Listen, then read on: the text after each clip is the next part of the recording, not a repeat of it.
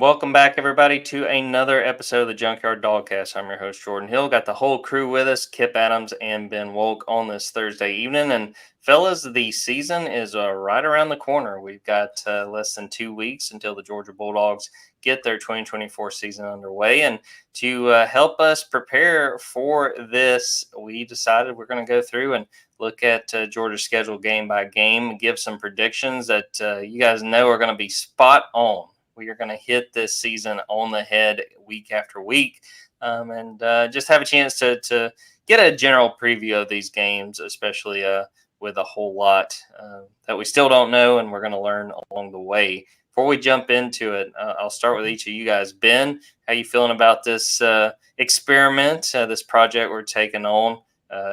What are the vibes going into this one? Well, was it this episode last year when I predicted that Florida was way better than everybody thought they were going to be before they just melted down against Utah? Was that this episode when I was talking about I thought the Georgia-Florida game was going to be closer than a lot of people thought that it was going to be? I don't know. So if that sets any expectations for what people can expect from me in this episode, I think that that's probably a pretty good indicator. Yeah, I have a good gif of Kipp reacting to you talk about Graham Mertz that will be saved on my phone for years. Not to revisit, not to rehash, but I think Graham Mertz exceeded expectations last year. Am I wrong?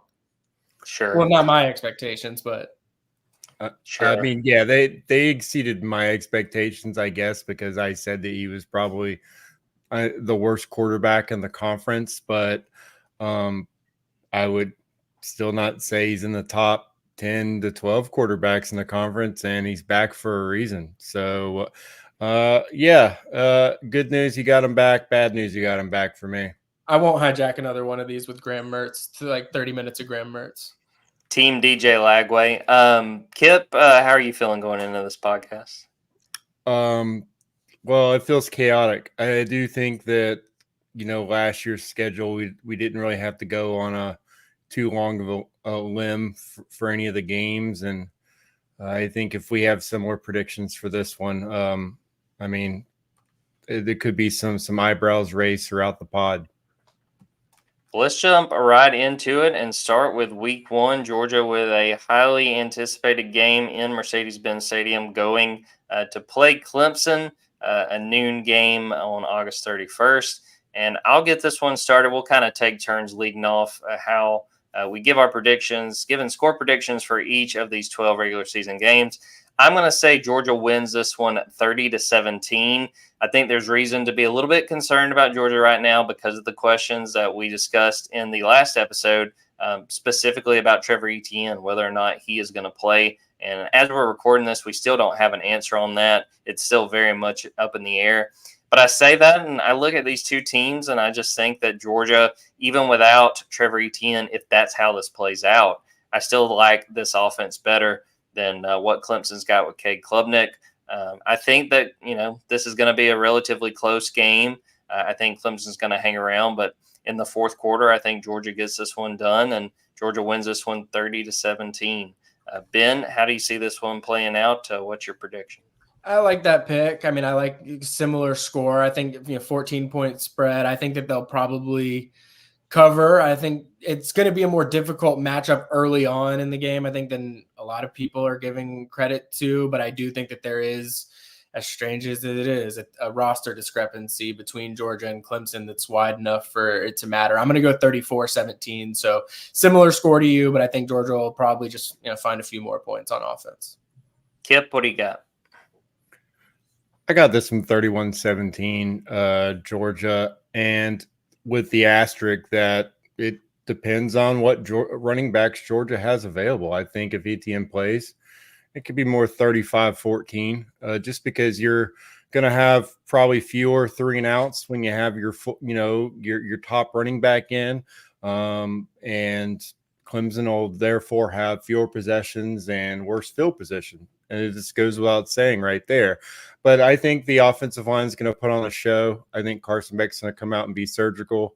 But I also think, again, like I said, you're going to have more pressure on a backfield that's younger / coming off injury between, Branson Robinson and these freshmen. So I love,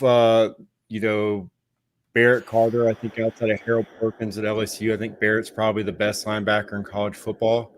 I think that you have a lot of, there's a lot of draft talent on this Clemson team overall. I think the defensive line's probably a year away, but you got a lot of guys, like TJ Parker from Phoenix Central.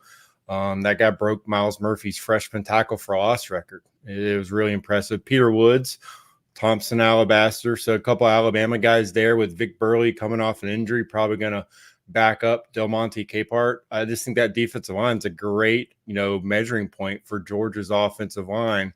And they're not going to lack for motivation to want to come out and establish that, they are one of the most talented offensive lines in the country.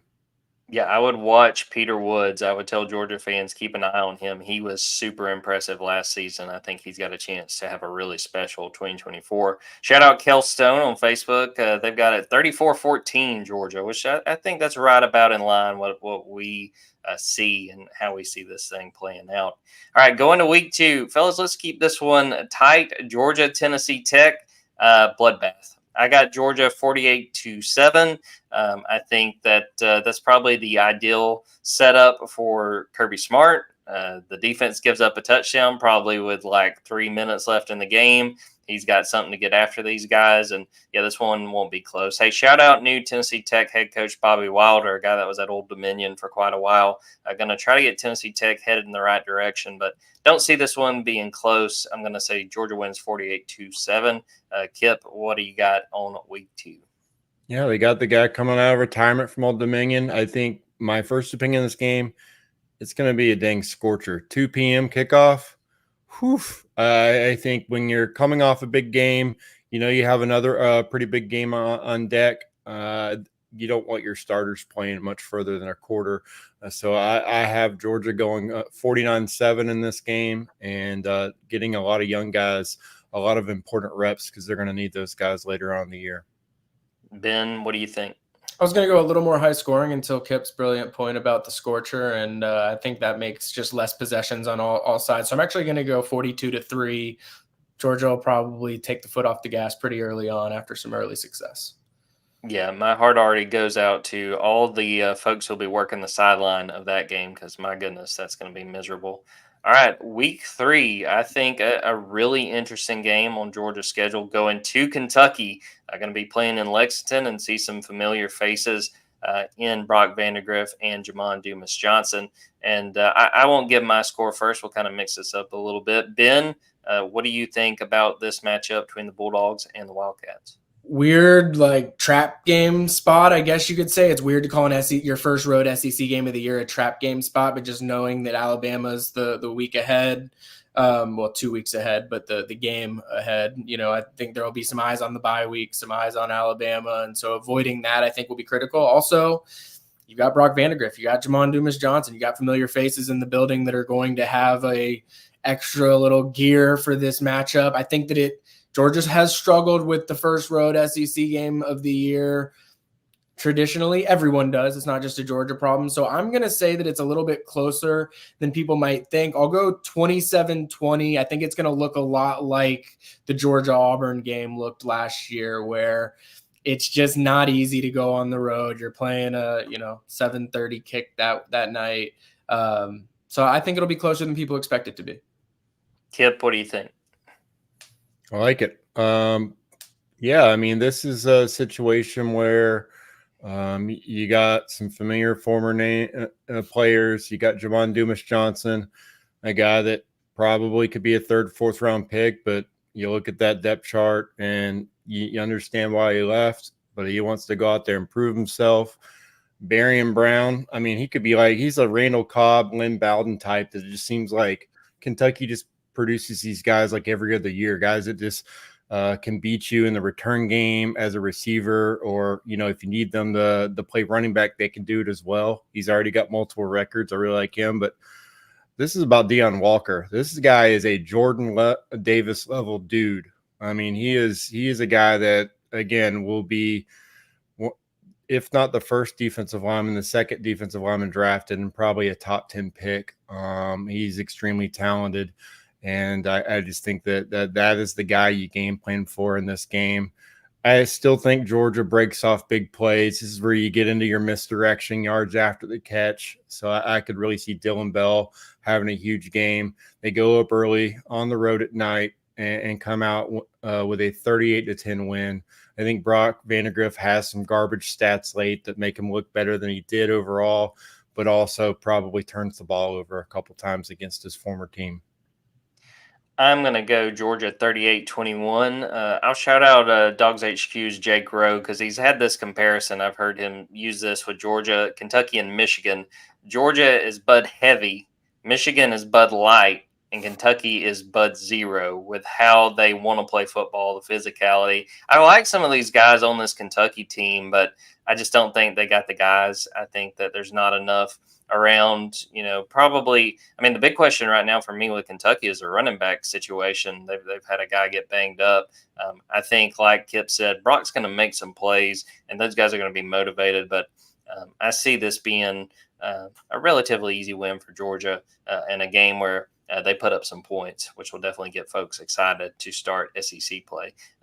Rattle off some of the comments. PCIDOC123 has Georgia 27-14 in this one.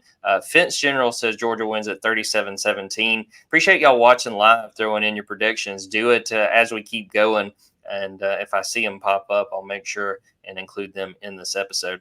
Georgia's going to have a bye week following the Kentucky game in week 4. So then in week 5, this is going to be one of the marquee games on the schedule. Georgia going to Alabama, which will be Kalen DeBoer's introduction to SEC football, and what an introduction he is going to get. All right, Kipp, what do you think about this one? How do you see this battle in Bryant-Denny Stadium playing out? My goodness. I mean, it's going to come down to Georgia being able to stop Jalen Milroe. They made plays off platform in the SEC championship game against them, and it is, exactly the skill set that Kirby Smart's defense is, for the most part, struggle with.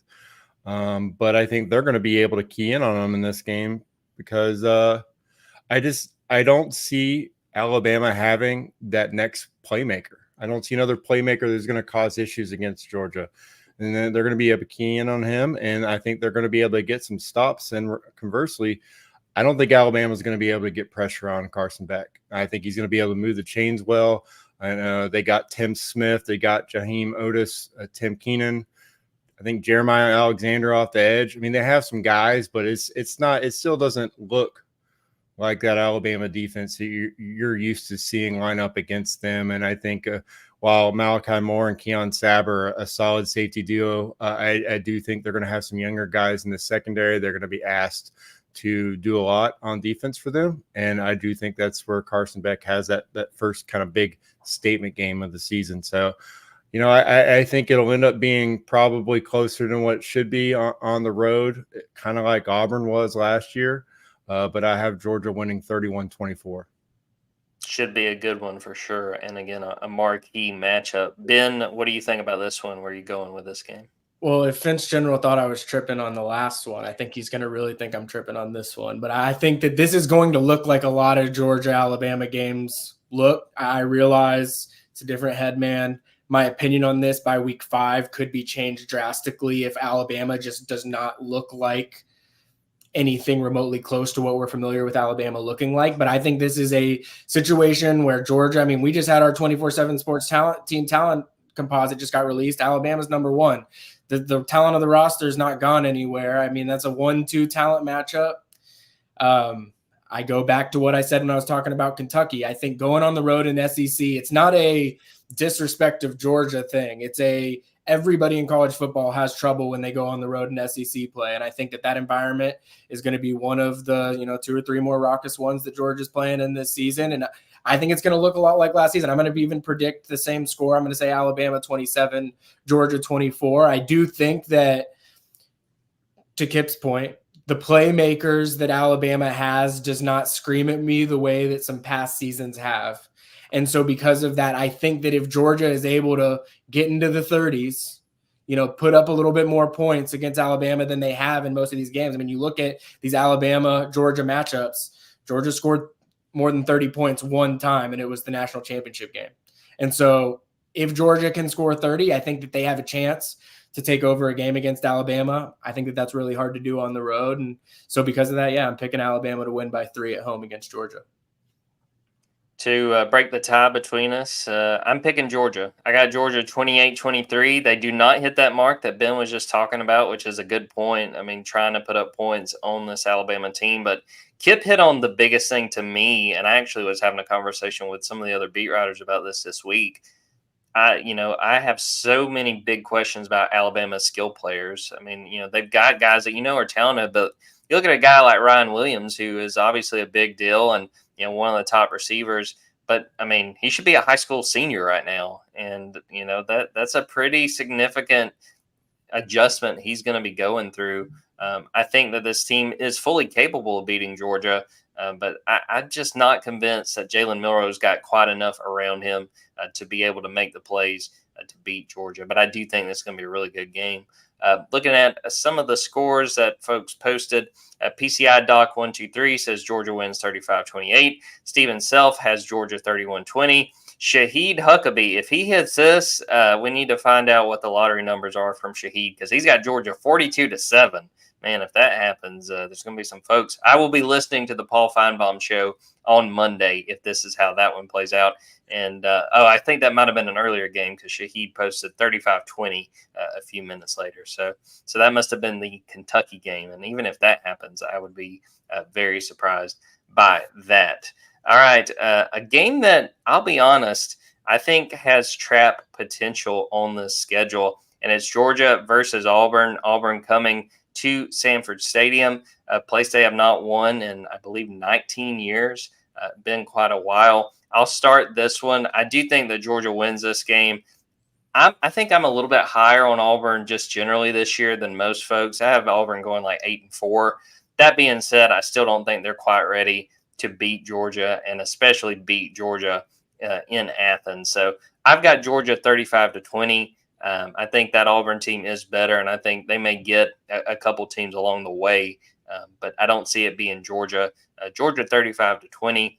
Ben, what do you think about this matchup of the Deep South's oldest rivalry? Well, I do look at it a little bit differently, and probably not a knock on Auburn per se, but just that I've already predicted Georgia going on the road and struggling a little bit at Kentucky and then losing to Alabama. So I think this is a real big bounce back spot for Georgia, getting back in Sanford Stadium in front of a home crowd. I think there's going to be a lot of, if the way that I've predicted it up to this point happens, there's going to be a lot of talk of, oh, maybe Georgia's not as good as you think Georgia is this year. They struggled in Kentucky. They lost to Alabama. I think that they then come back the next week and just take it to Auburn. I think that it's like a 24-point spread right now, and I see it kind of playing out that way. I would say, I don't know, 38-14 maybe, 38. Yeah, I'll say 38-14, and I think it's a convincing 38-14 as well. Kipp, what do you think? I'm going to be honest. I disagree with the team talent composite that says Auburn's roster is more talented this year than it is last year. Maybe the young guys they brought in, but I'm not even sure there's a guy that gets drafted off this team next April. I don't think they have a draftable player right now. I mean, you look at Jarquez Hunter, maybe Keontae Scott at cornerback, but otherwise I think that those guys are more than likely going to be undrafted free agents, which doesn't really tell you the whole part of a roster. Like I said, younger guys coming in, and Hugh Freeze recruiting actual SEC talent instead of the Boise State talent that they racked up under the Brian Harsin regime. But that being said, that also means that in this game they're going to be asking a lot of younger guys to play some big roles. I think this ends up, being a night game in Athens. And for me, that means that Carson Beck's going to put up monster numbers. I got Georgia winning this one 41-17. I just think that, that setting usually plays really well for Georgia to come out focused and firing on all cylinders, even though they're, again, coming off a huge game. And how weird is it that they're going to be playing, Alabama and Auburn back to back? That's just the weirdest thing ever to think about, unless we're talking about, playing Alabama in the SEC championship, late in the season after playing Alabama, something like that. But it's just not a situation that we ever really experience it all. But I think this bodes really well for Georgia to be, really, again, firing all cylinders, knowing that they've got a really, really big game on the horizon.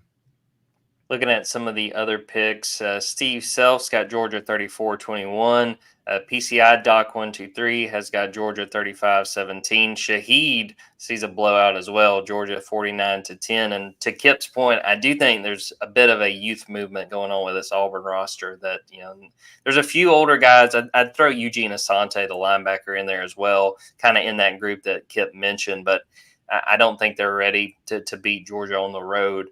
But I do think this is going to be a big year as far as what they're trying to build there, and will be an interesting game for sure. All right, Week 7 versus Mississippi State. Mississippi State is starting over with Jeff Levy, now the head coach, changing things up after a disappointing 2023. I don't see this one being particularly close. I've got Georgia 42-17. That is an offense that if they get things clicking, it could be dangerous. And maybe next year the Maroon Bulldogs are able to do something. But I see Georgia winning this one fairly easily, 42-17. Kipp, what do you make of this matchup of a couple of Bulldogs teams?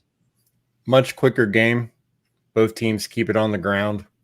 Georgia has no issues showcasing the running back depth at this point. All those guys will be seasoned and ready to roll. But at the same time, I don't think that Mississippi State's going to be able to have as much success on the ground, which is going to pretty much make them one-dimensional, allow Georgia to kind of settle in. I got Georgia winning this game 42-13. And like I said, I think this is one of those where they end up running for closer to 200 yards than 150. Ben, where are you going with this one? I feel the same way. I mean, I think this is a likely, mid-afternoon night game that Georgia is going to probably will end up being a big recruiting weekend, I would think. And I think that if you're looking at rosters in the SEC right now, Mississippi State's probably a bottom 3 roster in the SEC right now. Could be missing a team or two, but that's just my read on the situation. I think that Georgia will dominate the line of scrimmage. I don't think that it's a game that Georgia's going to feel the need to run the score up by any means, but I think the defense will control the game as well. So I'm going to say this will be one of Georgia's more convincing wins of the season, 38-3. Looking at some of the scores from the folks listening, Steve Self, Georgia 49-16, PCI Doc 123, Georgia 49-10, and Shaheed Huckabee thinks we're really sleeping on this defense. Says our defense will be better than y'all think. It's also very hard. I just predicted him to give up 3 points in an SEC game. I mean, what can I do? And he has them giving up 6. So the defense is gonna be better than you think, man. Yeah, exactly. Okay. I think this is the most interesting game on the schedule. Week 8 at Texas. And I'll put Ben on the spot to start this one off. How do you see Georgia's trip to Austin playing out? So Georgia's over-under this season and win total is 10.5. And not to tip the rest of my picks after this one, but I think that, I've obviously already picked them to lose to Alabama. I've got a weird feeling that I have a sense of where you all are going with this one as well, but I'm actually going to go with the under. I think that Georgia is only going to win 10 games this season. I think that these 2 road matchups, it's 4.5 point spread at Alabama. Georgia's favored on the road in 2 big SEC games. And I think that says a lot about how people feel about Georgia coming in. And I feel that way as well. But I just think these tight spread games on the road in the SEC against equally talented teams or close to equally talented teams, I tend to just favor the home environment. And that might be a lazy take. That might be a lazy way out, but that's just the way that I feel about it. And so I'm going to take a similar viewpoint that I took into the Alabama game. I think that you're looking at 2 similar rosters. You're looking at 2 playoff caliber rosters, 2 teams that despite what I've predicted in the Alabama and Texas game that I think will end up in the playoff and competing for a national championship this year. But I am going to pick Texas to win against Georgia. I'm going to pick similar to I picked in the Alabama game. I'm going 27-24. I think these types of games are just tight. You settle for some field goals, you make one mistake here or there, and then that's the ball game. And it's not it's like the SEC championship game last year. Everyone left that week saying we still feel that Georgia's clearly one of the 4 best teams in America, if not the best team in America. And I think that you can lose 27-24 at Alabama. You can lose 27-24 at Texas, and you still feel like Georgia's the best team in the country. And I think the way that I'm mapping this schedule out, I think that that's how I feel about it. I think that Georgia is the best team in college football this year.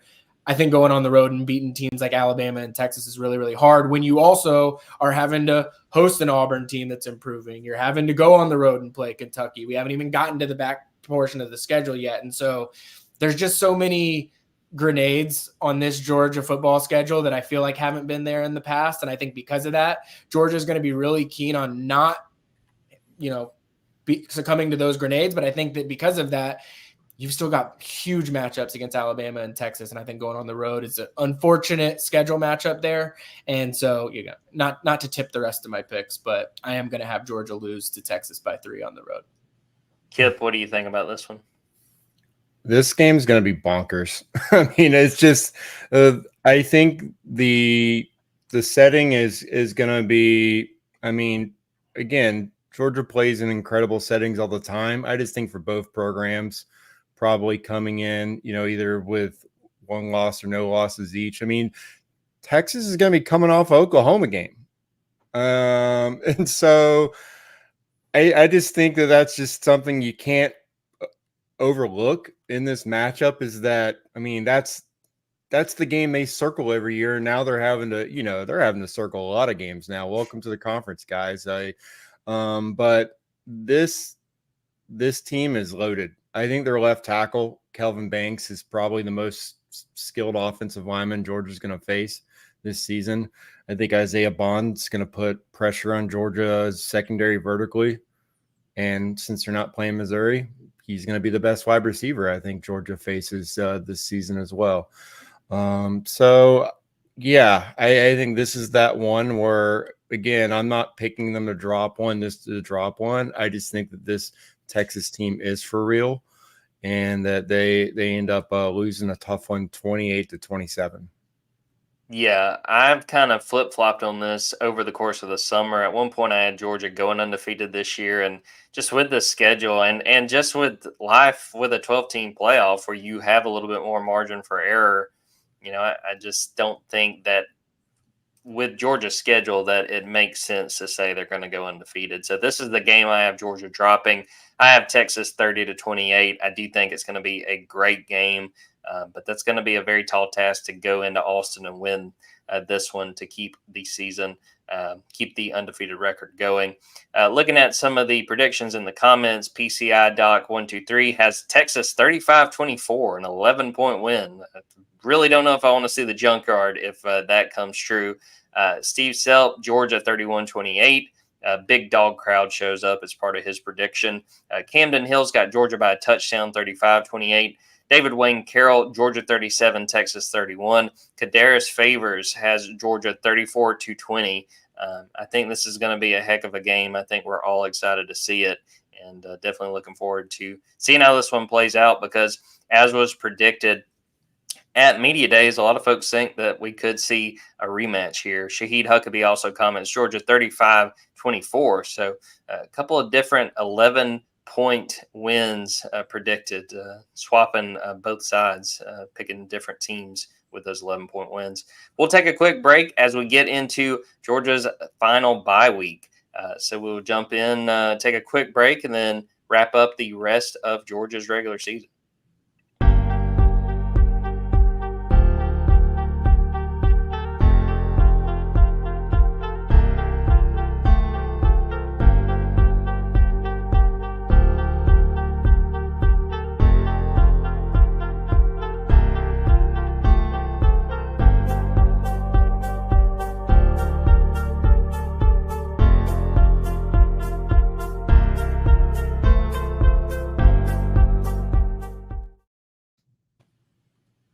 All right, guys, we jump to week 10 for Georgia and a trip down to Jacksonville playing Florida. We know weird things can happen in Jacksonville, but Georgia has had a good stranglehold on this game the last few years. I'll start with you, Kipp. How do you see things playing out between the Bulldogs and the Gators? Well, Previous comments about Graham Mertz, notwithstanding, I will kind of walk it back and remind everyone that Joe Milton did get drafted after his play at Tennessee. And along those same lines, I think Graham Mertz has a chance to hear his name called in the draft as well. Between him, I just don't think there's anybody else on that roster, though, that really stands out as far as offensive playmakers that, is going to give Georgia any issues. I like Shamar James at linebacker, really strong player. Jason Marshall at cornerback, good player, but those aren't the kind of guys that are going to, cause Georgia to have to go off script a lot in this game. So I do think that Georgia's going to be able to kind of set their own pace and come out with this one with a 38-13 win. I just think that again, the talent level is different right now between these two programs. And I do think that anytime you can come out of Jacksonville with that type of score differential, you still take it, even though it might not be hitting the numbers that some people want on offense or on defense. Ben, what about you? How do you see this one playing out? Yeah, I think Georgia is just a better football team across the board. I think what's interesting to me with this matchup is what Florida are you getting? Like, are you getting a Florida that's already imploded and fired their football coach, or are you getting a Florida that has rattled off some wins early in the year and given themselves some hope as they get into that sort of, schedule from hell at the end of the season? And so I think that probably dictates this matchup a little bit, but I think when they line it up, Georgia's just going to be better. I'm more interested to see probably who gets louder boos, whether it's Trevor Etienne or Jaden Rashada. I'm excited to see that. I want to see how they might rival the Brenton Cox boos of past. But I think I like Kipp's score prediction. I think that Kirby Smart just kind of, whether he'll never say it, but I think he kind of just likes to run it up on Florida when he gets the opportunity to. So I'm going to say similar. I'm going to say 48-13 instead of 38-13. I think we're right around the same. I've got Georgia 41-14. I think that this is a game that a lot of people are going to be motivated, and I think that Trevor Etienne is going to find the end zone twice. I think he's going to have a nice return to Jacksonville, though Florida fans will not be excited.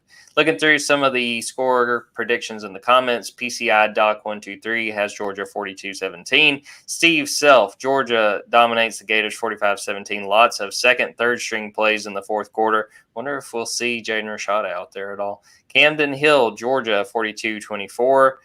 Gary Holt, Dogs are going to win out. Looking forward to the rest of the games. Shaheed Huckabee, 40-14. Georgia and Kadarius Favors, 42-10. So if everybody's on par there and that plays out, that's going to be a big win for Georgia down in Jacksonville. Another intriguing road game in Week 11 going to Ole Miss. I'll be really fascinated to see where you guys go with this one. And I'll start with you, Kipp. What do you think about this matchup in Oxford, Georgia, playing Ole Miss?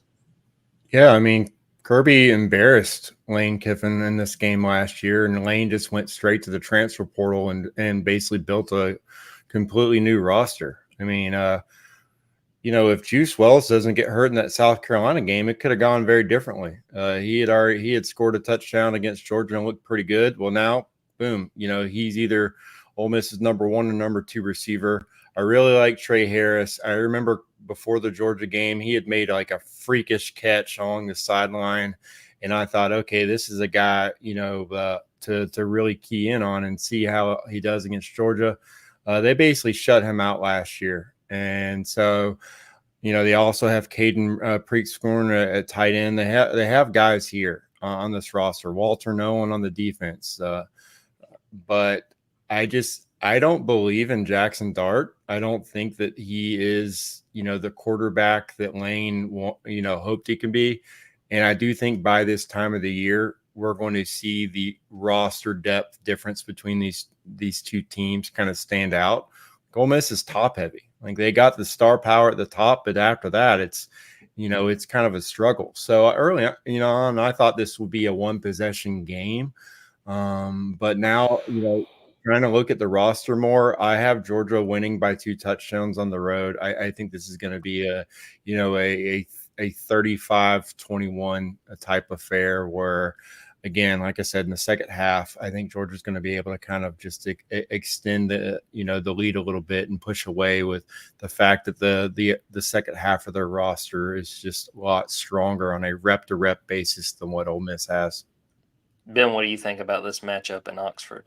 Well, you've heard my spiels on Georgia going on the road at this point this year, but I think that in this point in the season, if you've sort of faced the tests that are really going to be tough on the road, you're not getting tougher than going to Alabama, going to Texas on the road. And if you've lost those, I think that there's just an identity that's been built that, will help come time. And I think this is another projection on my part. Like, I think Ole Miss is going to be one of the teams that we're looking at the end of the year, maybe not the same that we're looking at them right now. And so to Kipp's point exactly, I think this is a game that probably favors Ole Miss more earlier in the year than later in the year. And so by that time, I think that you're going to see some of the numbers have dwindled for both teams. That's going to favor Georgia in a big way. It's a 7-point spread. I'm going to say that Georgia wins by 20. I'm going to say 36-16. Wow, you see them really giving Lane a taste and not liking what he's getting there for sure. I'm going to say Georgia wins 24-14. I feel like this is the kind of game where we go in thinking there's going to be a lot of points, and all of a sudden it kind of becomes a defensive struggle. And I'm kind of with Kipp that I don't know if Jackson Dart can beat Georgia. We look at the game last year. I think Georgia wins this one by 10, 24-14. Looking at some of the comments, Kadarius favors 52-17 Georgia over Ole Miss. He's really riding high off how that game played out last November. Steve Selt says Georgia 38-20. Did want to mention this. Shane Brandon said, is there a harder schedule than Georgia in the country? Yeah, it's Florida. And part of that problem is Florida plays Georgia. Georgia doesn't have to be on that schedule, but Florida's into their regular season is absolutely brutal. I don't have it pulled up in front of me, but it will be, and I think it'll be an achievement if Florida reaches bowl eligibility because it is super tough. I agree with that. I mean, I do find it interesting. Like, I think all of Florida's first 7 games are winnable games for Florida, which I think makes them fascinating, because if they are, I don't think they're going to be 6-1 come the Georgia game, but like if they get to 5-2, 6-1, it's like if you tell me at the end of the year Ole Miss, Florida State, or LSU aren't necessarily as good as people thought they were coming into the season, I don't think Florida's schedule at the end of the year looks as daunting. But I think the same could be said for everyone in college football, really. I mean, you could look at Georgia's schedule and find pockets where it doesn't look as dangerous when we get to it as it is right now. I mean, I think Florida could lose 5 games in November, though. They can go 0-5. Oh, easily, yeah. And they could be 3-3 before that too, or 3-4 before that. Keep an eye on Gus Malzahn and UCF playing them. That could be the game that knocks out Billy Napier. I'm just putting that out there. Looking at Week 12, the SEC finale for Georgia in the regular season, at least. Georgia playing Tennessee. I feel like this has the makings of a potential trap game. I do like Georgia, though. I'm not quite convinced that Nico, as a freshman, is going to be able to come into Athens and make the plays that Tennessee needs to pull off this upset. I'm going to go ahead and make this one 31-13. Georgia wins this one. I think Tennessee makes a few plays, but not quite enough to keep up on the road. Ben, what about you? What do you think about this matchup with Georgia and Tennessee? Well, this is another one where I know Georgia takes every game, one game at a time, and not the big picture doesn't matter or whatever. But I think, what I've laid out so far, Georgia's getting to the end of their season with 2 SEC losses. And I think that going into this Tennessee game, there's a lot of conversation. Who's going to the SEC championship game? Is Georgia? Are we talking about ways that Georgia can backdoor its way into the playoff? Or are we talking about ways that Georgia is going to get to Atlanta and be able to punch a first round bye despite losing to Alabama and Texas? And so I think that there's going to be a lot to be playing for at this point in the season, where this game is not going to be trappable, because I think that Georgia's going to feel like it has to win this game to clinch a spot in Atlanta. And so because of that, I think something's got to give eventually with Georgia and Tennessee. Like, all these matchups you keep thinking are going to be close, and Georgia just terrorizes them. So I think that it's going to be closer than some have been in the past, but I think it'll probably end up looking scoreboard wise similar to the 21 game or the 22 game in the rain when Tennessee came in number 1. But I'll say Georgia wins by 14. I'll say 31-17. Kipp, what about you? I'm just fascinated by the fact that Tennessee with all the offensive numbers and the hype that Josh Heupel got. They brought in Mike Matthews at wide receiver, but he's, not projected to be a starter in his first season. They're asking, they got a guy, a Tulane transfer to come in, and Chris Brazil. It's just fascinating to me that they haven't been able to get better wide receivers in here. You got Brew McCoy and Squirrel White. It's just not a group that really impresses me all that much. And that's just not something I expected. But that being said, I'm sticking with, my outlook with the draft. The best player that Georgia plays all season is going to be lining up for Tennessee, and that's James Pierce. I think that guy is going to be a top 5, top 10 pick, maybe number 1 overall if the team already has a quarterback. But Georgia did really well against them last year. That's strength on strength with Georgia's offensive line. He didn't have an impact in the game when they played. And I think Georgia will have a game plan for him again. So I don't really think this is going to be as competitive as I guess people thought it was going to be whenever Tennessee was number 1 in the country for a couple of days. And then, that helped give Kirby Smart all the bulletin board material he needed. I just think this one's going to be 42-14. And this is where you start kind of locking in. If Carson Beck is who, everyone thinks he is, it's just where he's in the Heisman race and putting up big numbers yet again. And I think the roster's built and the games are big enough to where Georgia's going to need him to throw for 300 to 400 yards a game this season. And I think this is just one of those games where he comes out and does it and, showcases why it was really, really big for Georgia to get him back this season. Probably one of the biggest wins in this recent college football, to get a guy like him back after the season he had. Looking at some of the scores in the comments, Steve Selp, Georgia 41-27, Camden Hill, Georgia 35-10, Kadarius Favors 35-10. So a lot of folks see some blowouts there. Week 13 versus UMass. Fellas, let's make this one quick. Georgia 42-3. This is not going to be close. Ben, what do you got? Yeah, name a number. I'll say 42. You know what? I like to pick one shutout every year. I'll go 42-0. Kipp, what you got? I just talked about Beck and the Heisman. I think, you got to get him in for a quarter. But then it's, let's see the Gunnar Stockton show. I think he's got 4 touchdown passes in this game, and Georgia wins 55-3. All right, going to Black Friday to close out the regular season. Georgia hosting Georgia Tech. I'll throw it to you first, Kipp. How do you see this edition of Clean Old Fashioned Hate playing out? Well, again, I think you have Brent Key trying to get this team, the roster overall, competitive. I think he's moving in the right direction. Haynes King looked pretty good for them. I think that at the same time, though, this is a rivalry that Kirby Smart's not going to let his team lack focus, knowing what they have ahead of them probably at this point, just knowing that, he hates his rivals. And I just think that this team is going to get up early, not let go. And I see this one being a 49-14 Georgia win, as they start a new tradition. I think that the game should stay on Fridays. And I think that Sanford will be a really fun Black Friday environment. Ben, what you think? Definitely agree with Kipp. I think it's super cool that they're doing the Black Friday game, and I hope that it's something that sticks. I think it just fits for the Thanksgiving weekend. I'm sure that there's plenty of people out there that disagree, so I'd love to hear the takes otherwise. But my thing is, I'm looking at this Georgia Tech schedule. I think that they're going to have taken some body blows leading up to the Georgia game. They're playing Notre Dame.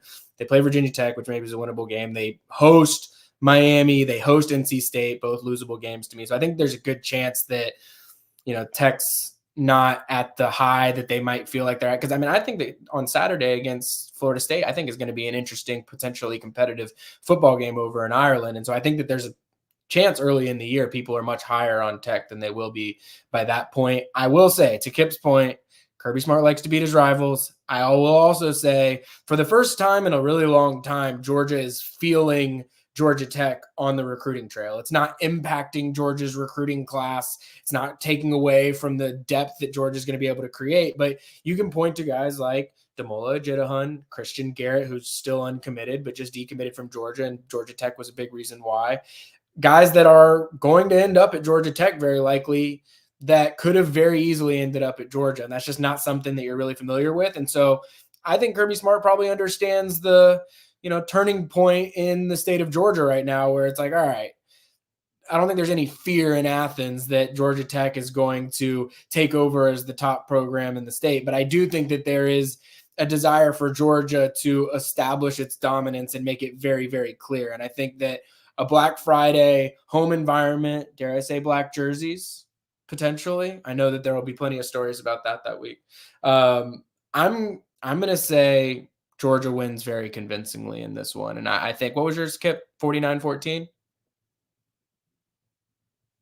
You're muted, but I'm going to take that as a yes, and I'm going to go 49-14 as well. Nailed it.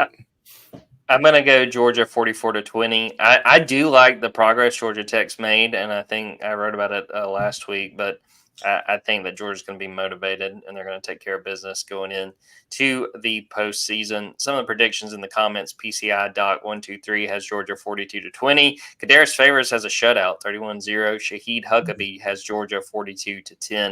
All right, guys, let's each run through real quick. I have Georgia 11-1. I do have them going to the SEC championship game. I have them with a rematch of Texas, and I think that Georgia beats Texas going on to the playoff. Ben, what was the regular season record that you had, and do you have Georgia moving on to Atlanta? So it's interesting because I've got them going 10-2 with losses to Alabama and Texas, which sort of implies, all right, if Georgia's going to make it to Atlanta, Alabama or Texas has to lose 3 games in SEC play for Georgia to get there. And or if there's a tiebreaker situation, and I'm not even going to get into what all that would take, but I don't see 3 losses on Texas's schedule in SEC play, especially if they beat Georgia.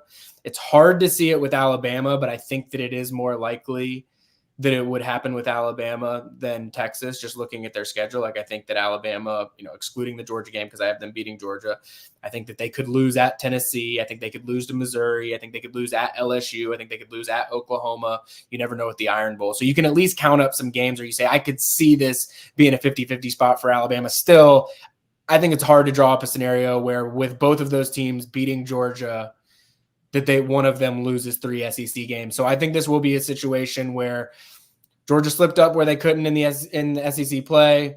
They miss out on Atlanta.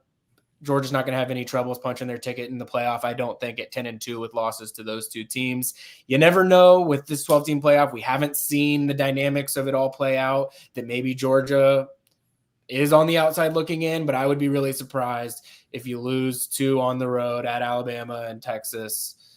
Those 2 are playing for the SEC championship, that you're not getting into the playoff. And I will add this to our predictions. If Georgia gets into the playoff, given the season that I just played out, Georgia's winning the national championship this year. Obviously, Georgia would want to go to Atlanta, but man, that wouldn't be a bad break to miss going to the SEC title game, get rested up, and then go to the playoff. I think plenty of fans who may not like them not going that far, they should take that, because I do think that would play in Georgia's favor. Kipp, what was the regular season record you had for Georgia, and do you see them playing in the SEC title game? 11-1. They face Texas.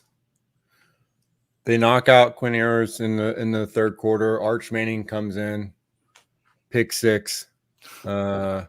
Georgia wins by 13, and we will have no shortage of things to write about after that. That is my projection for how the season will unfold. And just think, after that, we got multiple rounds of playoffs, home games, just pure chaos to discuss. So I think if Georgia wins double-digit games, we're talking about January football again. And I just think that I can't wait to see how it unfolds, because I'm sure that we're all going to have multiple predictions. They're obviously going to, hit and be correct. And I want all of the people listening and watching to at least pat us on the back for each one of them, and tag us on the Junkyard or social media to congratulate us on telling you guys first what was going to happen. It's going to be a fun season, no doubt. Well, we are going to wrap it up right there. Appreciate Kipp and Ben for popping on. Thanks to everyone who watched this live, everyone who is watching or listening after the fact. Be sure to go subscribe to Dogs 24/7. Guys, we are almost in the game week, so it is time to get ready to go. Go to our Dogs 24/7 YouTube, subscribe there. Also subscribe to the TikTok, and keep an eye out next week. We'll have plenty of Clemson preview content. Shout out Austin Hannon from the Clemson 24/7 site. We're going to have him on Wednesday to really deep dive on the Tigers and get a feel for this year's team as we get ready for the season opener. So for Kipp Adams and Ben Wolk, I'm Jordan Hill. Until next time, take care, everybody.